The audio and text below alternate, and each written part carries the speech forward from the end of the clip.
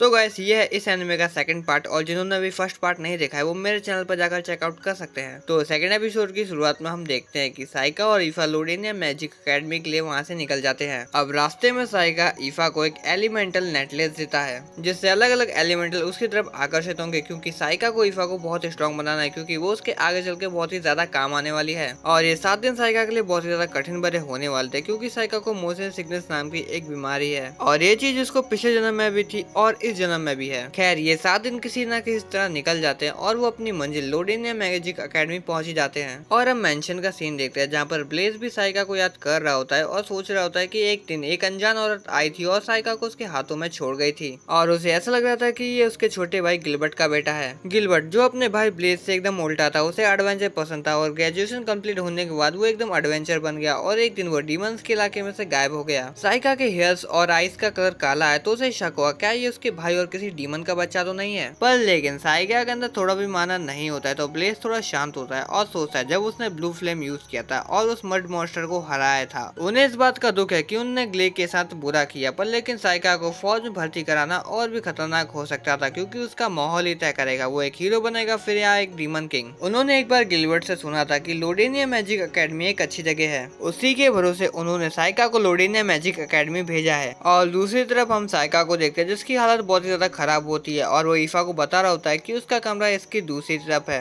पर लेकिन ईफा के मन में तो कुछ और ही चल रहा होता है और वो साइका से पूछती है क्या वो रात के समय यहाँ पर आ सकती है। पर लेकिन साइका को तो ईफा के इशारे समझ में ही नहीं आ रहे होते हैं, उसको ऐसा लग रहा होता है कि वो उसके डिनर की टेंशन ले रही है। पर साइका उसे मना कर देता है क्योंकि वो कुछ भी खाने की हालत में नहीं है। तो ईफा वहाँ से बाहर चली जाती है कुछ लेने के लिए जो साइका खा सके। अब ईफा के बाहर जाते ही साइका के बालों से यूकी बाहर आकर बहुत ही गुस्से में कहती है कि एक नौकरानी की इतनी मत कि वो उसके ताकतवर मालिक से प्यार करे। पर लेकिन साइका को यूकी की बात कुछ समझ में नहीं आती और यूकी बताती है कि वो उस लड़की साइका को फंसाने की कोशिश कर रही है, जैसे कि हर एक लड़की नोवल को फंसाने की कोशिश करती है। पर लेकिन साइका को उसकी बातों पर इतना विश्वास नहीं होता है, क्योंकि एक शिकिगामी लड़कियों के बारे में क्या ही जानती होगी। अब वो दोनों अकेडमी पहुंच जाते हैं, पर लेकिन एंट्रेंस एग्जाम देने से पहले उन्हें एक गोले पर हाथ रख के अपने मैजिक टाइप को रजिस्टर करवाना होगा। जब ईफा उस गोले पर हाथ रखती है तो पता चलता है कि उसके पास फायर और विंड का मैजिक है। और वहाँ पर जब पता चलता है कि साइका लैम्पोग्रस नाम के एक बड़े खानदान से है और ईफा उसकी एक नौकरानी है, तो सब उससे वहाँ पर इम्प्रेस हो जाते हैं। और जब साइका अपना मैजिक चेक करता है और लोगों को पता चलता है कि उसके पास कोई भी मैजिक नहीं है और वो बिना मैजिक के मैजिक अकेडमी में पढ़ने आया, तो ये देखकर वो लोग भी उसका मजाक उड़ाने लगते हैं। पर लेकिन तभी वहाँ पर एक लड़की आती है जो सभी को हटाते हुए उस गोली के ऊपर हाथ रखती है, और जैसे ही वो उसके ऊपर हाथ रखती है वो गोला बहुत ही ज्यादा तेजी से चमकने लगता है। यानी कि इस लड़की के पास चारों मैजिक टाइप है जो इस दुनिया में बहुत ही ज्यादा रेयर माना जाता है। अब साइका को भी उस लड़की को देखकर कुछ अजीब सा एहसास होता है और साइका उस लड़की को थैंक यू बोल देता है, जिसको सुनकर वो लड़की भड़क जाती है, क्योंकि वो दोनों पहली बार ही मिले होते हैं, इसीलिए वो लड़की साइका को बुरा भला कहने लगती है। पर लेकिन साइका तो बस उस लड़की को घूरे जा रहा था, बल्कि इसलिए नहीं क्योंकि साइका ठरकी था, बल्कि उस लड़की की शक्ल तो साइका के पिछले जन्म में उसके सबसे फेवरेट स्टूडेंट से मैच करती थी जिसने उसको मारा था। खैर एंट्रेंस एग्जाम शुरू होते ही खत्म भी हो जाता है और ईफा साइका से कहती है कि उसका ये एग्जाम अच्छा नहीं गया है, पर लेकिन अच्छा स्कोर बनाने के लिए अभी भी प्रैक्टिकल एग्जाम बाकी है। अब प्रैक्टिकल एग्जाम के अंदर 6 टारगेट थे और उन लोगों को उतने टारगेट पर निशान लगाना है जितने उनके पास मैजिक एलिमेंट्स है, और वहाँ पर ज्यादातर बच्चों के पास एक ही एलिमेंट होता है। पर लेकिन तभी ईफा आती है और अपने फायर मैजिक से पूरे टारगेट को डिस्ट्रॉय कर देती है, और ये देखकर बहुत सारे लोग हैरान हो जाते हैं। और जब वो अपने विंड मैजिक का यूज करती है तो ये देखकर तो साइका भी हैरान हो जाता है, और ईफा बताती है उसने ये सब साइका को इम्प्रेस करने के लिए किया है। और ये देखकर साइका भी बहुत ही ज्यादा हैरान होता है कि ईफा विंड मैजिक का यूज कर सकती है, पर लेकिन उसे खुशी भी थी। और अब बात जाती है साइका की, और साइका अपने मैजिक से इतने खतरनाक जुस्सू करता है जिसको देखकर वहाँ खड़ा है हर एक पर्सन आंखें फाड़ कर देखने पे मजबूर हो जाता है। पर साइका वहाँ पर 3 टारगेट को छोड़ देता है जो कि लाइट, डार्क और विंड मैजिक होता है, क्योंकि वो अभी तक इसके फॉर्मूले को अच्छी तरह समझ नहीं पाया है। और ये सब देखकर वहाँ का इंस्ट्रक्टर इन सदमे से उभर नहीं पाते, तभी वो कहते हैं कि इस बार के कैंडिडेट्स पिछली बार से बहुत ही ज्यादा पावरफुल है, खासकर वो दोनों। पर लेकिन एक लड़की और थी जो उनसे भी बहुत ही ज्यादा अलग थी, जिसने चारों टारगेट्स को एकदम खत्म कर दिया। उन टीचरों को ऐसा लग रहा था कि वो लड़की कहानियों वाली हीरो है। कहानी की माने तो जब डीमन लॉर्ड रिवाइव हो जाएगा तो उसको रोकने और हराने के लिए वापस से हीरो धरती के ऊपर जन्म लेगा, और ये कहानी कितनी सच्ची है वो मैं नहीं जानता।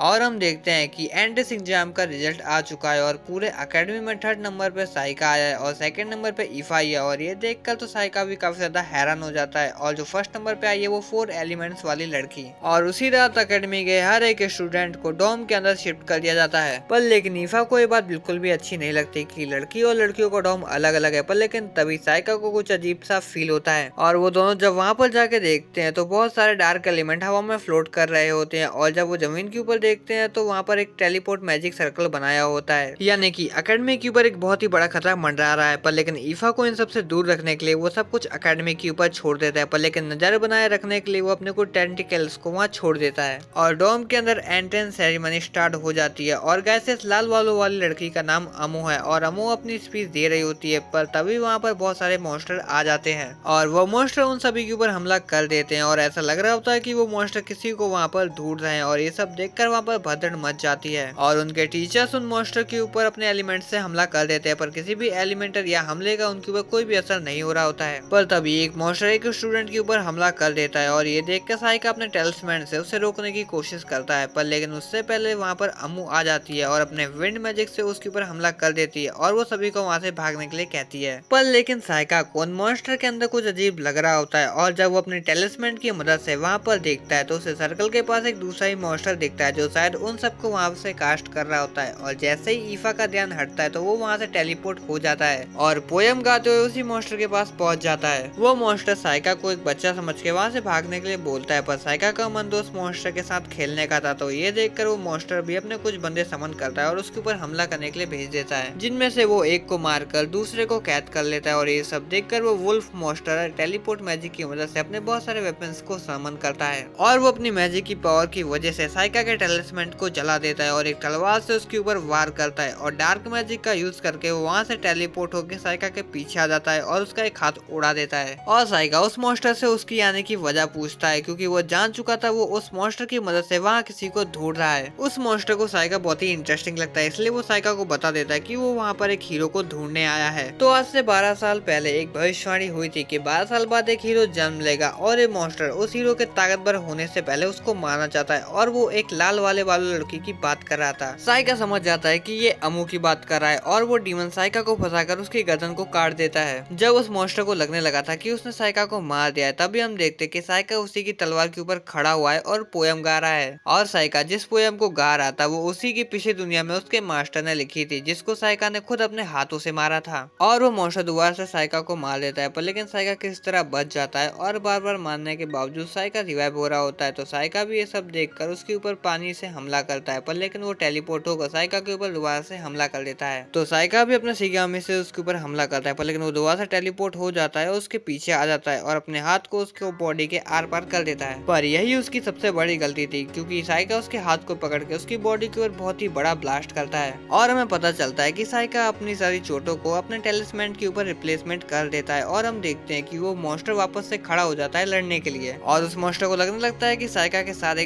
टेलिस्मैन खत्म हो चुके हैं, पर लेकिन साइका दिखाता है कि उसके पास हद से भी ज्यादा टेलिस्मैन है जो उसे बचपन से बनाता आ रहा है। और साइका अपने शिकिगामी मिसुची को समन करता है और ये देखकर वो मॉन्स्टर बहुत ही ज्यादा हैरान हो जाता है कि साइका के पास एक ड्रैगन है, एक ड्रैगन जो खुद डीमन लॉर्ड के पास नहीं है। तो साइका मिसुची को उस मॉन्स्टर के ऊपर छोड़ देता है और मिसुची उस मॉन्स्टर को खा जाता है, पर लेकिन वापस आने की जगह वो वहाँ से भागने लगता है। और शायद ये सब साइका की वीक बॉडी की वजह से हो रहा है, पर लेकिन जैसे तैसे करके अपने टेलिस्मैन की मदद से साइका उसको वापस भेज देता है। और तभी हम यूकी को देखते हैं जो कि लड़ाई के दौरान वहाँ से भाग जाते हैं क्योंकि वो साइका के कुछ ज्यादा काम नहीं आ सकती थी। और हमें यूकी से पता चलता है कि साइका लड़ाई के दौरान जानबूझकर 2-3 बार मरा था ताकि वो अपनी न्यू टेक्निक हितोगाता को टेस्ट कर सके। और जब वो अकेडमी पहुंचता है तो उसे पता चलता है कि सारे मॉन्स्टर को अमू ने अकेले ही हरा दिया है। तो साइका तय करता है कि वो अमू से दोस्ती करेगा और उसके पीछे अपनी ताकतों को छुपा कर रखेगा। शायद इस काम में अमू की जान भी जा सकती है और शायद इसमें उसे दुख भी होगा, पर लेकिन वो उस दुख में भी खुशी ढूंढने की कोशिश करेगा। पर वो खुश तब होगा शायद जब उसे अमू भाव दे। और जब भी वो अमू से बात करने जाता तो वो उसको डांट देती क्योंकि वो अपनी पिछली जिंदगी में बस ताकतवर बनने के लिए भागता रहता है, इसलिए उसे पता ही नहीं था कि वो दोस्त कैसे बनाते हैं। और वैसे भी उस हमले को बीते हुए 1 महीने से ज्यादा हो चुका है और इस बीच किसी भी मॉन्स्टर ने दोबारा से अकेडमी के ऊपर हमला नहीं किया है। अभी वो दोनों अकेडमी जा रहे होते तभी उनके सर के ऊपर से एक हरा कलर का लिक्विड गिरने वाला होता है, पर लेकिन साइका अपने टेलिस्मैन की मदद से वहाँ से टेलीपोर्ट हो जाता है और ये लिक्विड उनके इंस्ट्रक्टर